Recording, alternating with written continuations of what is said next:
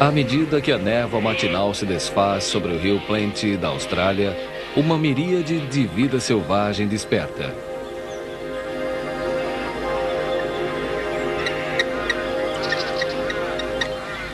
A mamãe galinha d'água conduz seus pintinhos correnteza abaixo, enquanto o estridente cacarejo da cacatua e gorjeios tagarelas enchem o ar.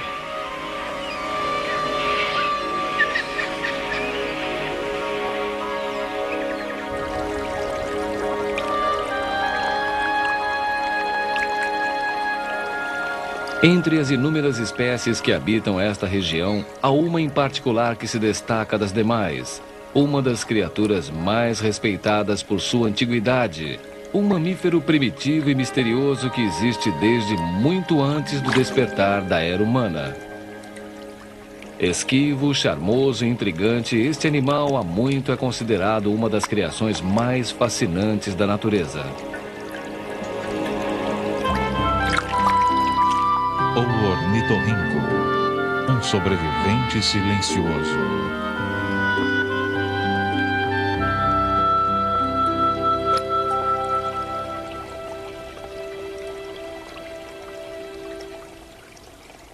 Poucas criaturas intrigaram tanto o homem quanto o ornitorrinco com bico de pato. Quando o primeiro espécime chegou à Inglaterra em 1798, foi imediatamente taxado como sendo uma brincadeira. Devia certamente ser uma piada de algum taxidermista, um bico de pato costurado ao corpo de um pequeno mamífero peludo. Afinal de contas, isso já tinha acontecido antes. As chamadas sereias trazidas do Extremo Oriente acabaram sendo cabeças e troncos de macacos costurados a rabos de peixe.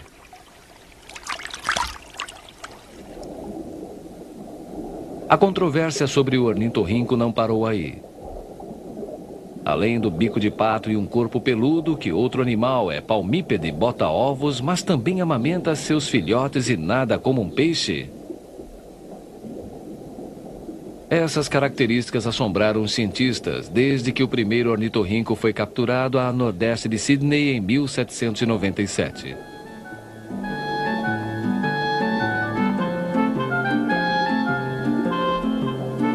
Mesmo hoje, pouco se sabe sobre essa criatura tímida e reservada tão identificada com o continente australiano. Estudos sobre ornitorrincos revelam que são abundantes nos lagos e rios ao longo da costa oriental, desde o Queensland no norte até as regiões mais frias da Tasmânia. As partes oeste e noroeste da Austrália são em geral consideradas secas demais para proporcionar um habitat adequado para o ornitorrinco. Mas parece que houve época em que habitavam todo o continente. Crocodilos de água doce e salgada vivendo nos riachos e rios da região podem ter contribuído para reduzir seu número. É impossível estimar sua população total devido à limitada pesquisa e o caráter reservado do ornitorrinco.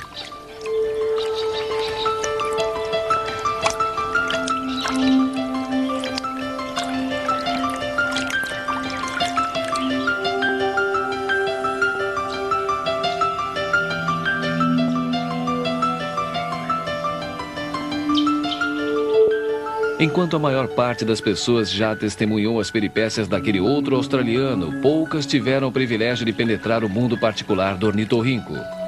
Este pequeno mamífero, raramente medindo mais de 50 centímetros de comprimento, passa 95% do tempo debaixo d'água ou em tocas.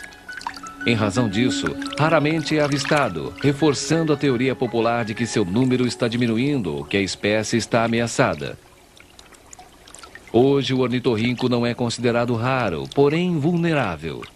Para um animal que lutou contra as adversidades da sobrevivência por mais de 110 milhões de anos, essa condição não é nenhuma surpresa.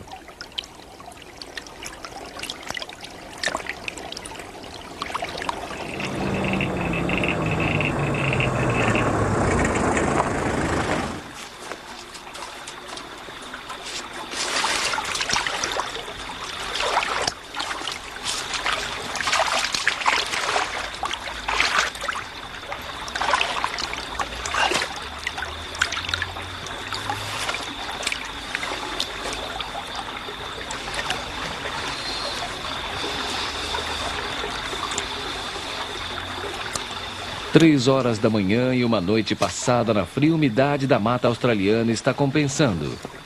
Após resistir durante dias, o Rio Plant finalmente concedeu um presente. Uma fêmea ornitorrinco adulta. Essa foi uma noite de sucesso para os pesquisadores.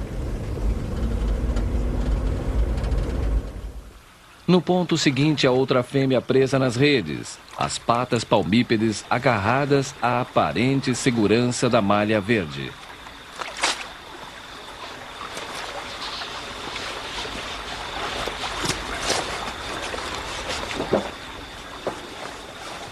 A falta de conhecimento sobre o ornitorrinco levou a bióloga conservacionista Melody Serene e o cientista Jeff Williams a fundarem o Australian Platypus Conservancy, uma organização não lucrativa para estudar e pesquisar a ecologia do ornitorrinco.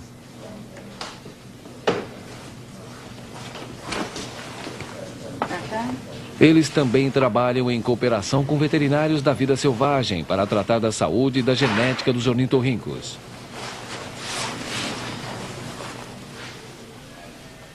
Olhem para ela, está na muda. Uau! Olhem só. Será interessante descobrir se já foi capturado ou não.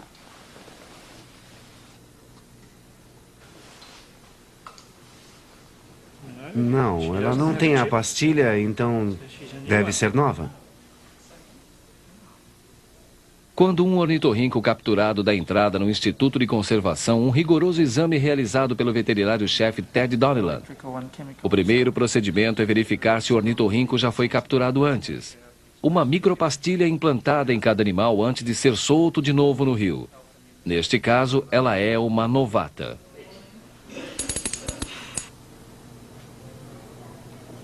Para permitir um exame minucioso no ornitorrinco, um leve anestésico é administrado através de uma máscara especial, colocada no bico do animal. Em seguida, fazem os exames de sangue, urina e fezes. Eles são pesados e medidos, e procede-se a um exame clínico geral. São 17. Você não acha que aquilo ali dos dois lados Sim. são cortes? Ela tem uma plaqueta. E está perdendo pelo intensamente.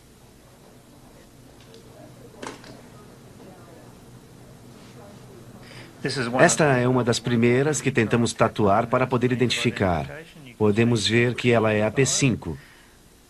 O nosso problema era que alguns são completamente escuros por baixo, portanto, não era uma forma viável nem prática de identificação. Então, adotamos as micropastilhas. Ela está começando a mexer os olhos e prestes a acordar. O ornitorrinco é metade do tamanho de um gato doméstico, com o macho médio pesando em torno de 2 quilos e medindo cerca de 50 centímetros de comprimento. A fêmea é menor, medindo em média 45 centímetros e pesando em torno de 1 quilo.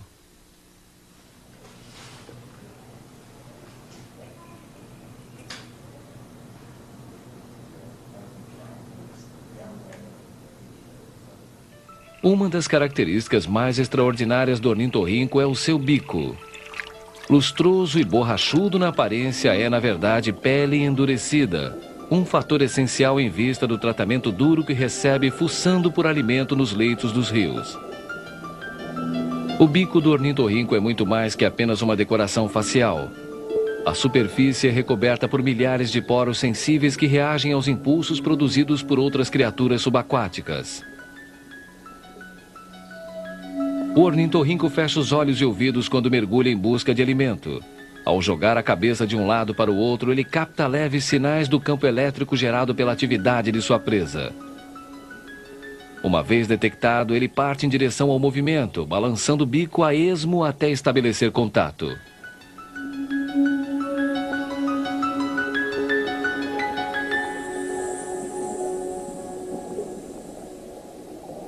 A dieta do ornitorrinco consiste de uma grande variedade de invertebrados de água doce, incluindo o camarão e o mini lagostim da Austrália. O lagostim frequentemente duela com sua própria espécie pela supremacia. Em alguns casos, é um exercício de futilidade.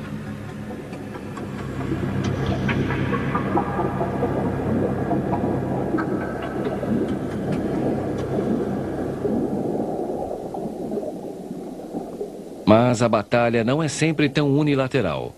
O lagostim conhece as manhas do ornitorrinco e tira proveito da cegueira subaquática do inimigo.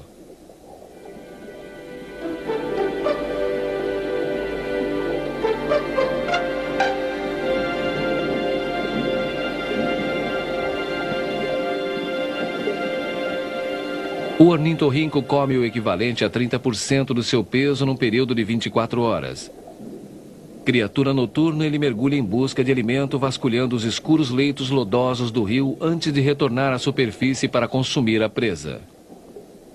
As bases serrilhadas das mandíbulas superior e inferior do animal trituram o alimento para ser engolido. Ornitorrincos jovens têm dentes desde que emergem dos ninhos das tocas e começam a se alimentar de sólidos.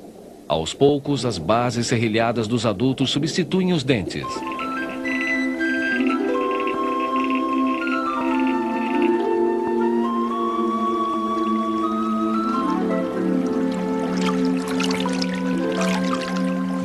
Os ornitorrincos têm estes sulcos aqui ao longo da parte de baixo que coincidem com os de cima. Aqui atrás eles têm placas que esmagam em cima e embaixo. Não possuem dentes comuns, apenas quando são muito jovens. Aqui no centro é a língua, uma língua muito pequena e rudimentar. Na mandíbula superior ficam as aberturas internas das narinas, que são estas aqui. Não devemos esquecer que o ornitorrinco respira ar.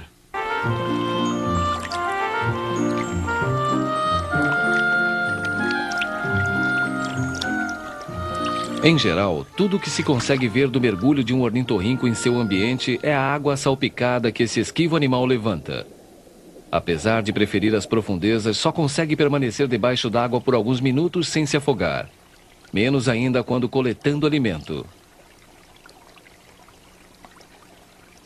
Bolsas localizadas nas bochechas armazenam os alimentos à medida que são coletados.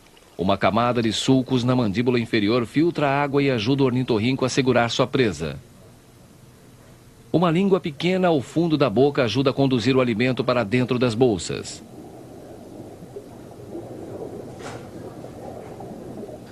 Limpando as bolsas localizadas nas bochechas, encontramos um material de aspecto sujo, que encaminhamos a um bom entomologista, que, após examiná-lo no microscópio, nos dará uma ideia do tipo de pequenos animais dos quais o ornitorrinco se alimenta.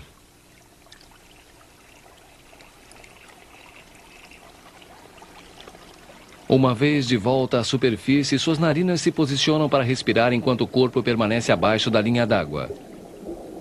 Ninguém sabe a função da extensão do bico, o escudo entre os olhos do animal. Os tufos brancos de pelo em frente aos olhos do ornitorrinco criam a falsa impressão de que estão abertos debaixo d'água. Na verdade, estão fortemente fechados, tornando a sensibilidade do bico ainda mais importante.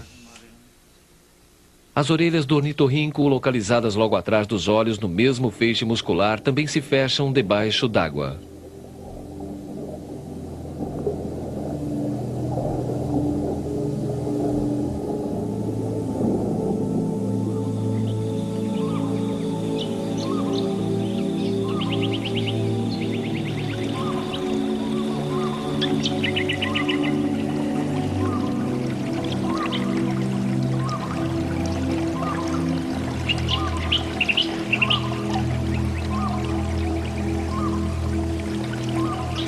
A aurora deste antigo continente representa o lar espiritual do ornitorrinco.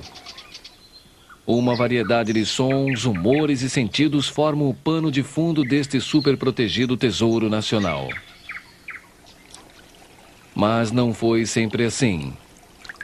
A pele macia e impermeável do animal servia de agasalho aos primeiros colonizadores que capturavam ornitorrincos em armadilhas para a fabricação de casacos e tapetes.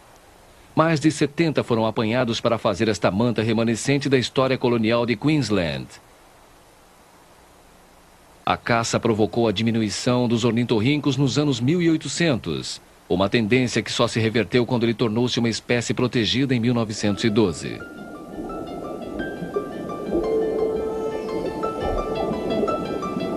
Hoje não existem caçadores, mas o homem continua sendo a principal ameaça para os ornitorrincos. Embora cobras, raposas e animais domésticos representem algum perigo, os ornitorrincos sofrem mais com o lixo produzido pelos humanos. Linhas de pesca, embalagens plásticas e poluentes químicos são causas comuns de morte. O ornitorrinco é apanhado com frequência em redes de pesca que provocam afogamento. Ironicamente, eles parecem possuir alguma resistência a desastres naturais. Enquanto incêndios florestais e enchentes dizimam outras espécies da fauna australiana, o ornitorrinco costuma sobreviver entocando-se debaixo da terra até o fogo passar. Às vezes, enchentes favorecem o ornitorrinco a expandir o tamanho do seu território. Muito poucos ornitorrincos são mantidos em cativeiro devido às dificuldades e ao alto custo de reprodução do seu ambiente. Enquanto alguns chegaram a viver até 17 anos em cativeiro, nenhum zoológico conseguiu manter um programa de reprodução bem-sucedido.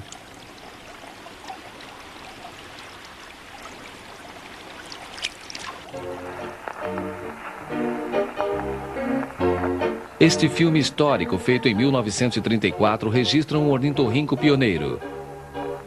Splash, de 19 meses de idade, foi o primeiro de sua espécie a sobreviver em cativeiro.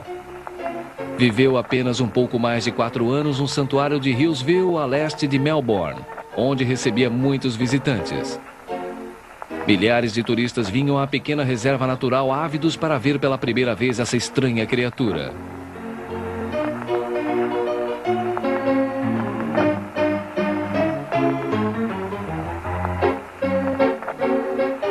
Há registros de apenas uma reprodução bem-sucedida em cativeiro.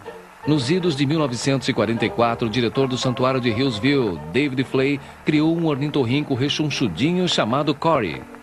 Cory, na mesma hora, tornou-se um astro naqueles anos sombrios da guerra e sua radiofoto foi transmitida para o mundo todo, mas não ficou com a fama sozinho. Seus pais, Jack e Jill, eram ambos mansos o bastante para comerem das mãos e por isso eram muito requisitados para fotografias.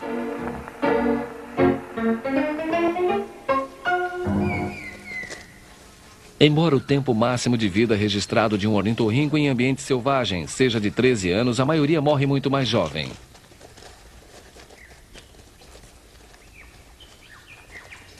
O índice de mortalidade dos machos é elevado devido às lutas no período de reprodução. O ornitorrinco macho tem um esporão altamente venenoso na parte interior de cada perna traseira que ele usa ao ser atacado ou quando enfrenta outros machos por um território de acasalamento. Os ornitorrincos em cativeiro costumam se envolver em combates mortais. Há relatos de que até cães morreram dos efeitos do veneno. Quando o ornitorrinco era procurado por sua pele, os caçadores atiravam do lado do animal para não estragar seu casaco grosso e viçoso. Em seguida, cabia aos cães retirarem o ornitorrinco da água. Ele dificilmente se entregava sem uma luta e, mesmo atordoado, esporeava os cães de caça como derradeira represália.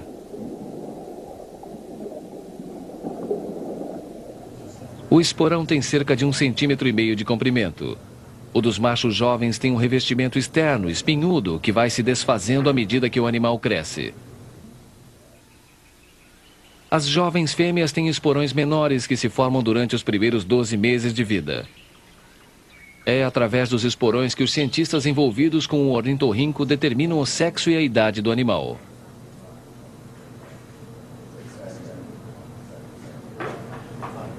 Outra curiosidade sobre a estrutura biológica do ornitorrinco é o orifício único para reprodução e excreção. O pênis, um órgão de 2 cabeças raramente visto pelos biólogos especializados em vida selvagem, fica oculto entre dobras da pele.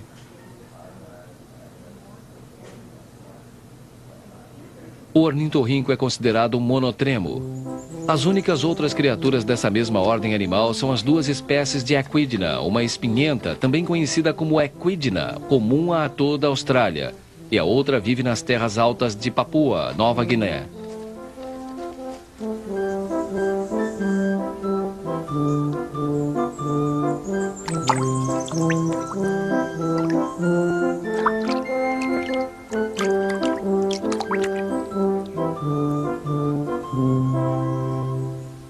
Uma equidna fêmea choca seus ovos numa bolsa que se forma na época da reprodução. Quando os filhotes começam a desenvolver a espinha, são desalojados para ir procurar seu próprio alimento e emergem brincalhões e barulhentos. Um jovem ornitorrinco permanece no aconchego do ninho por cerca de 4 meses.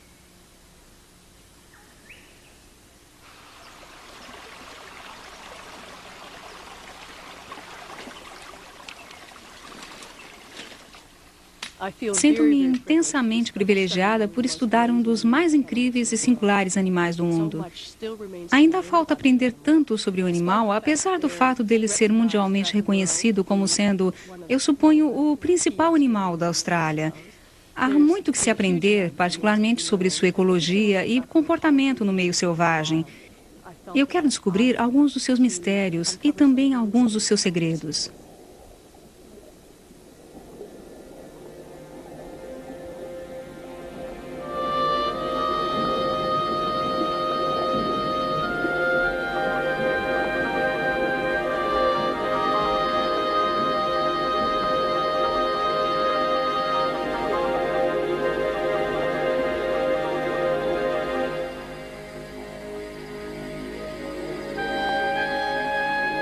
O período mais ativo do ornitorrinco é a noite. Enquanto o resto da Austrália dorme, uma verdadeira algazarra acontece sobre o rio Plenty quando a população de ornitorrincos se ocupa dos seus afazeres noturnos.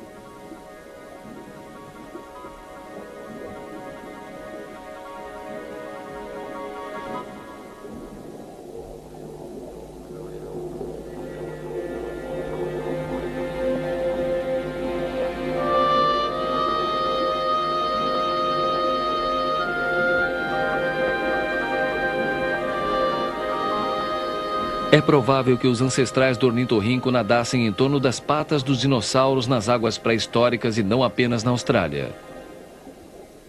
Dentes fossilizados de ornitorrinco foram encontrados na Argentina, indicando que o mamífero viveu na América do Sul há 60 milhões de anos. Isso foi quando as duas porções de terra eram ligadas, formando o sul do supercontinente chamado Gondwanaland.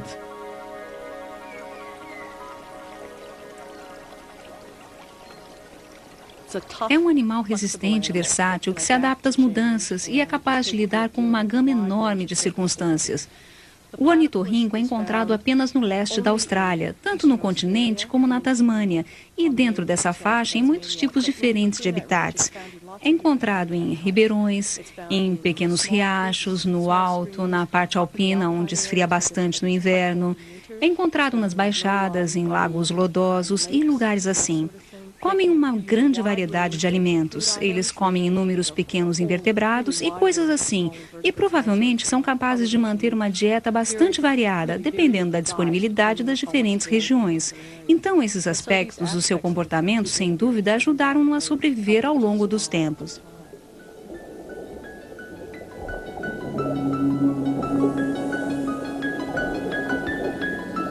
A habilidade de nadar do ornitorrinco também contribuiu para sua longa sobrevivência.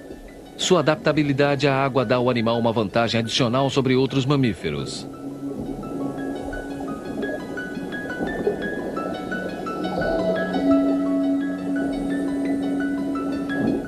Embora a maioria dos ornitorrincos passe a vida mergulhado em 3 metros de água, animais órfãos ou desalojados já foram encontrados ocasionalmente vagando em terra, perdidos ou desorientados.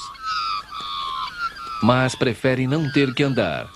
Suas pernas posteriores estendem-se horizontalmente, obrigando-os a um andar arrastado como o de um lagarto. O esqueleto do ornitorrinco é concebido para suportar as atividades do animal, basicamente nadar, caminhar e escavar. Embora a estrutura óssea tenha características tanto de répteis como de mamíferos, é aerodinâmica e pesada para sustentar grandes músculos frontais.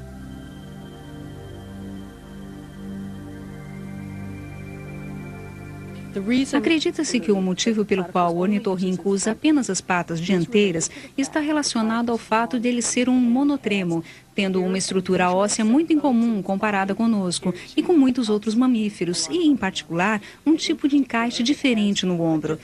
Tem um conjunto diferente de ossos na região do ombro mais parecido com o dos répteis, dos lagartos, do que de outros mamíferos.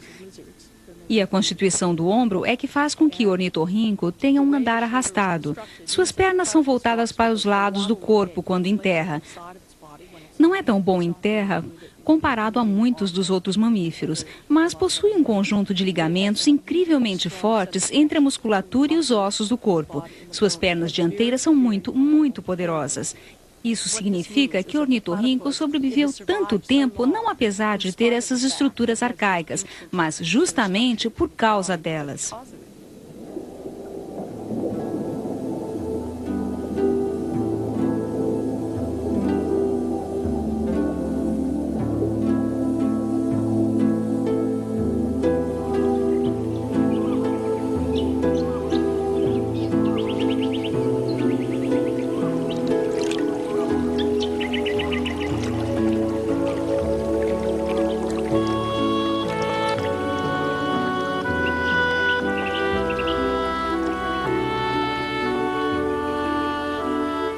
Compartilhar o habitat não é nenhuma novidade para o ornitorrinco. Logo adiante, do outro lado da colina, um grupo de cangurus se dedica aos cuidados matinais. Eles observam enquanto um bando de cacatuas de crista amarela quebra o silêncio da manhã com gritos estridentes. Em seguida, se dispersam de forma ordeira.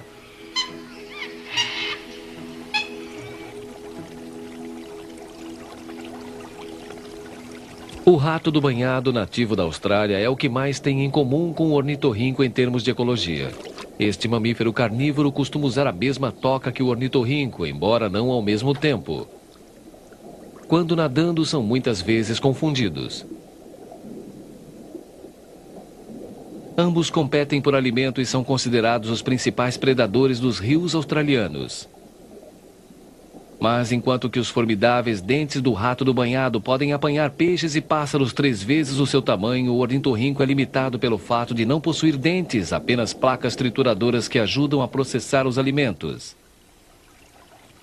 Os ratos do banhado têm uma cabeça longa e achatada com narinas na ponta do focinho e olhos bem no alto, de modo que possam ver e respirar enquanto nadam. O crânio achatado do rato é suficientemente pequeno para se enfiar sob saliências e pedras em busca de comida. Tal qual o ornitorrinco, os ratos do banhado são criaturas noturnas que compartilham o habitat da sua contraparte com bico de pato, escavando tocas nas margens e fazendo ninhos em troncos ocos.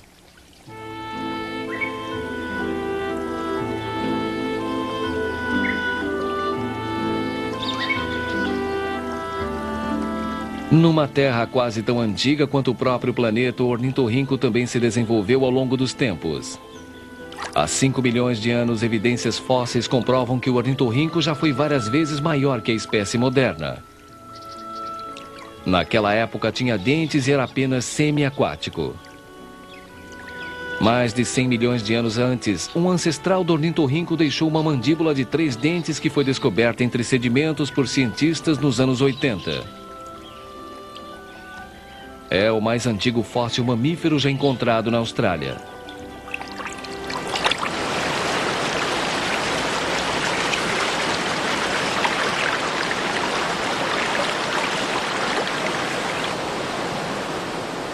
Poucos países passaram por tamanhas transformações geológicas quanto a Austrália. A visão popular do continente é uma região central avermelhada com ranhuras e deserto ondulante. Este não é o caso do exuberante Sudeste, um lugar onde o grande eucalipto existe há 30 milhões de anos, onde montanhas e águas se desenvolveram para oferecer ao ornitorrinco seu solitário habitat.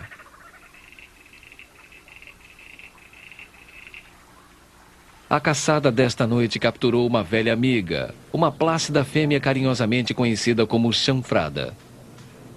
Suas patas dianteiras estão em bom estado. Não há sinais de nenhum vírus ou de cicatrizes. Ela tem estado cavando. Suas unhas estão um pouco gastas.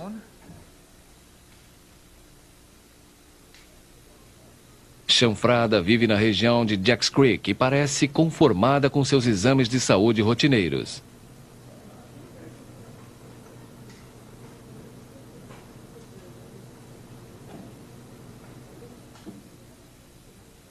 Nós a chamamos de chanfrada, pelo fato dela ter perdido uma grande parte do escudo dorsal do seu bico. Não sabemos o que aconteceu com ela. Há muito tempo, ela pode ter tido uma briga com um grande lagostim ou com um pitu, ou ela pode ter se chocado contra uma rocha farpada ou algo parecido. Desde então, Chanfrada tornou-se uma velha amiga, porque das últimas 10 vezes que realizamos o trabalho de captura viva aqui, um trabalho de controle, Chanfrada foi apanhada 9 vezes. Ela parece bem familiarizada com o esquema da operação, porque quando a apanhamos, ela vem até a ponta da rede e fica aguardando que nós a soltemos. Nós a colocamos num saco seco de tecido comum e a levamos para exame de suas condições, verificar seu teor de gordura e coisas assim.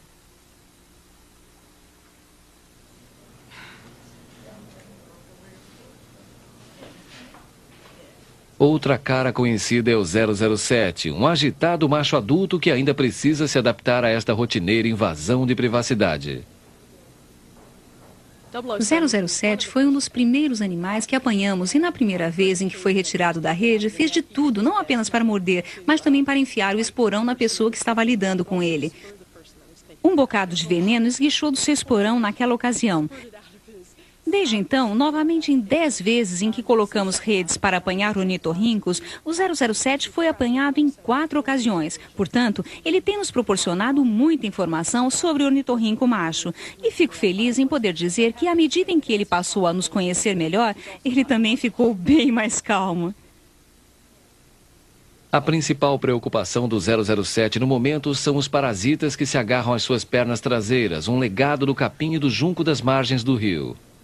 Um carrapato especial que só dá em ornitorrinco e que prevalece especificamente nas pernas traseiras tenta se manter agarrado.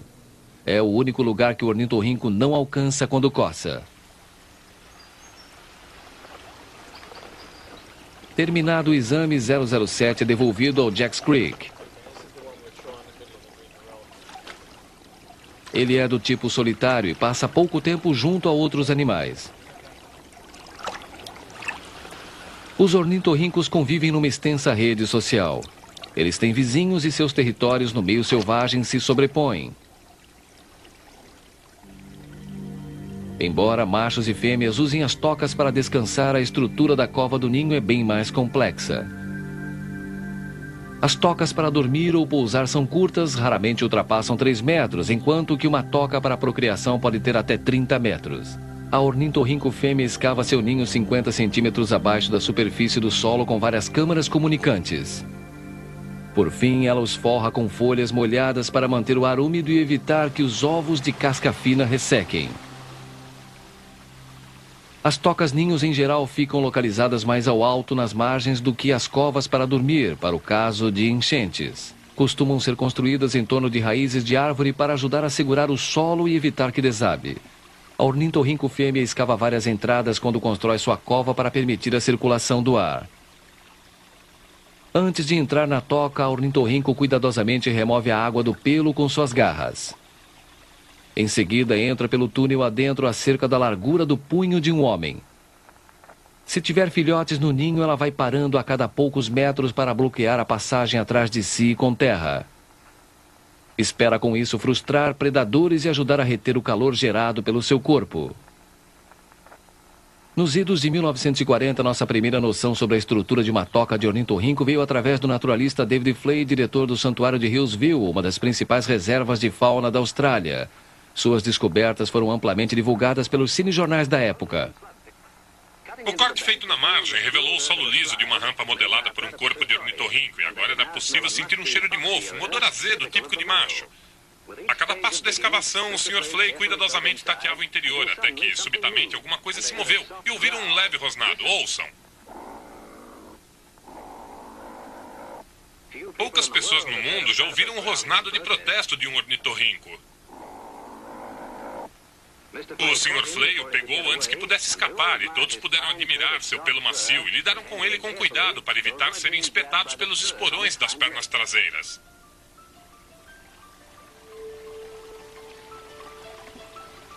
.007 saboreia a liberdade recuperada, mas ele ainda está um pouco cauteloso para não ser pego novamente. Encontra um lugar seguro sob uma saliência rochosa e calcula seu próximo passo. Irá levar algum tempo antes que volte a se enroscar de novo naquelas redes verdes. Ficará alerta durante vários dias, avaliando cuidadosamente com seu bico qualquer objeto alheio e atento a ruídos estranhos. Mas, por fim, acabará esquecendo.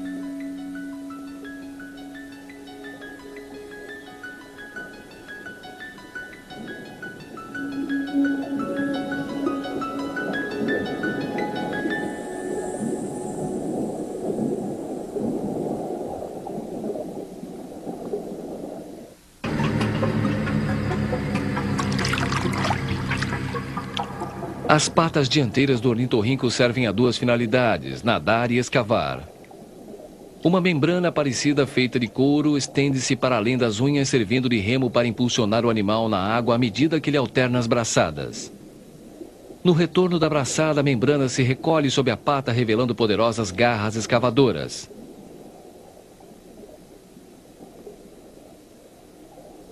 Mamíferos semiaquáticos, tais como lontras, castores e ratos do banhado, usam as quatro patas ao nadar. O ornitorrinco, por sua vez, usa apenas as patas traseiras, arrastando-as atrás de si para manobrar através da água. A função mais importante da pata traseira com a membrana parcial é coçar.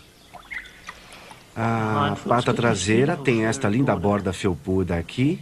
É mais utilizada como leme do que como pedal. Tem uma porção pequena de membrana, mas não muita, e eles usam estas garras para se pentear. Esta pata traseira aqui é usada para coçar. O ornitorrinco devota muito do seu tempo à aparência, alisando seu pelo grosso e impermeável a cada oportunidade. Uma camada interior de pelos finos aprisiona uma almofada de ar sob a camada de pelo externo. Isso proporciona um nível de impermeabilidade que mantém o ornitorrinco aquecido mesmo em águas geladas. Ele tem um dos casacos mais grossos entre todos os animais, incluindo a lontra do rio e o urso polar. O mesmo pelo grosso que mantém o ornitorrinco aquecido durante horas na água também provoca seu superaquecimento quando está ativo em terra. Mas a fadiga provocada por calor não é comum, porque o animal vive em geral dentro da água ou da toca.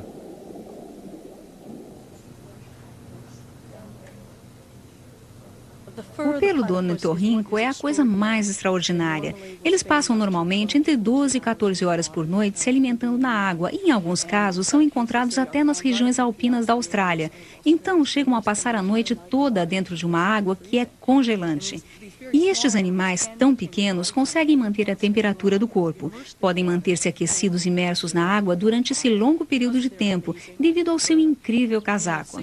Num único milímetro quadrado do ornitorrinco, que equivale ao tamanho de uma cabeça de alfinete, deve haver entre 600 a 900 pelos individuais.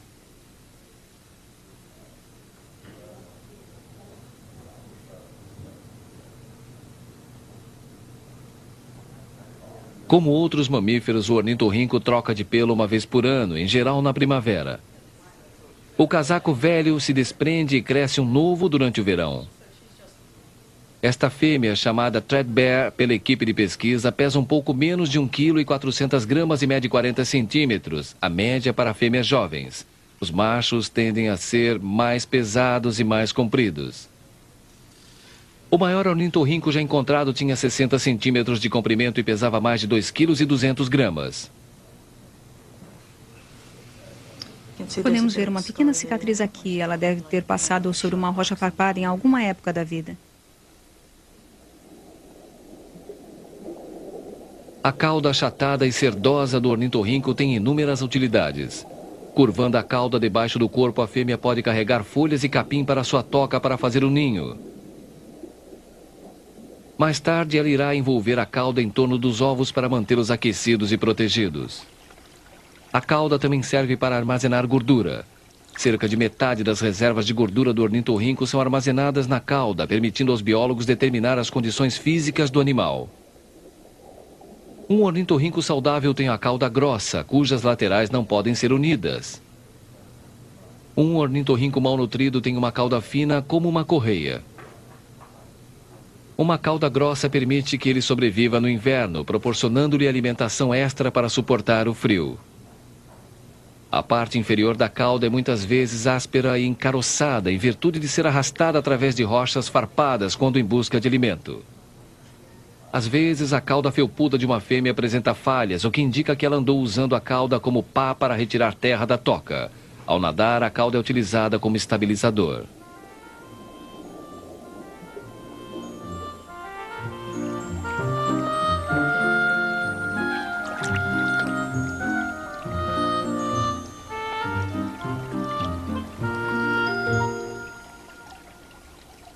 Juntamente com as duas espécies de equidna, o ornitorrinco é o único mamífero ovíparo do mundo.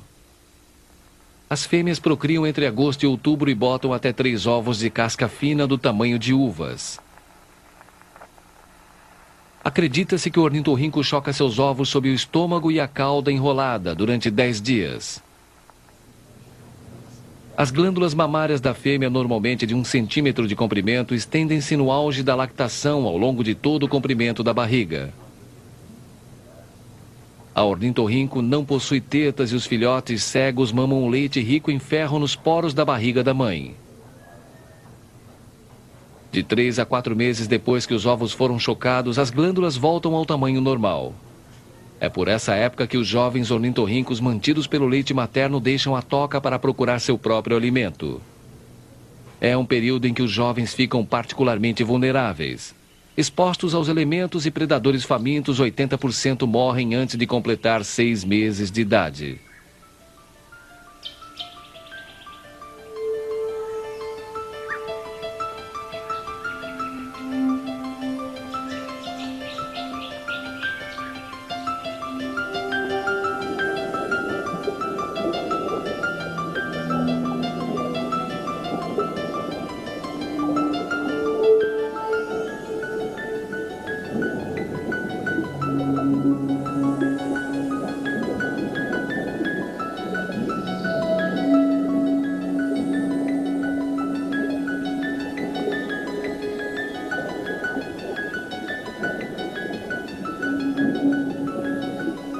O ornitorrinco macho tem pouca vocação paternal. No entanto, novas pesquisas demonstram que os machos adultos ocasionalmente compartilham uma toca com um macho mais jovem. Isso sugere uma relação pai e filho forjada antes do filho atingir a idade madura.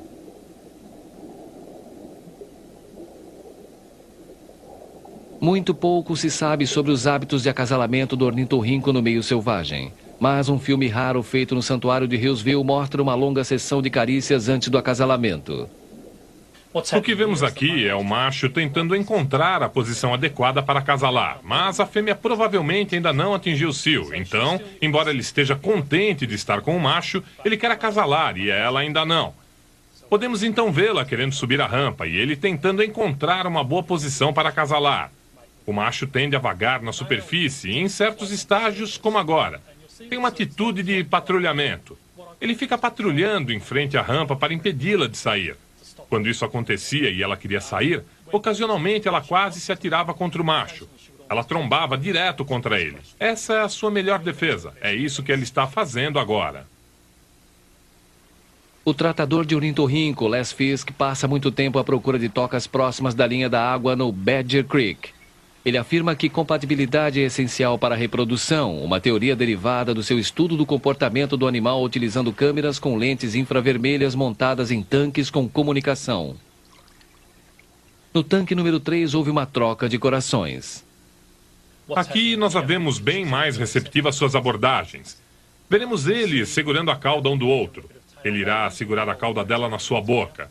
Eles nadam em círculos. Em seguida, a fêmea agarra a cauda do macho e os dois vão nadar em círculos, segurando a cauda um do outro na boca.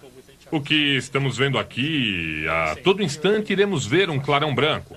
Isso é o seu baixo ventre, seus pelos, bem ali. O pelo do baixo ventre é bem mais claro. Ele está tentando ficar de cabeça para baixo e debaixo dela. Estes dois estão juntos desde 1990, portanto, há grandes esperanças de que procriarão com sucesso. Seria a segunda vez em mais de 50 anos.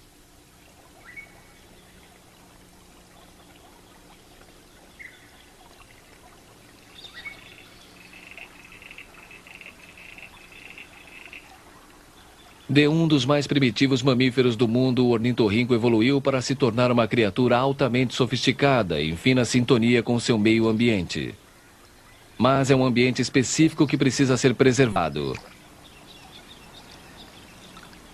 Hoje, muitos ornitorrincos vivem em riachos e canais de áreas metropolitanas, áreas que seus antecessores habitaram muito antes do desenvolvimento urbano. O subúrbio é um dos habitats dos ornitorrincos que está encolhendo. Sua sobrevivência depende de rios e correntes limpas, não poluídas. Leis protegem o ornitorrinco da destruição proposital, mas uma comunidade indiferente é uma ameaça ainda maior. Esta pequena criatura tímida e extravagante conseguiu sobreviver à dinastia dos dinossauros. Coexistir com o homem poderá ser seu maior desafio.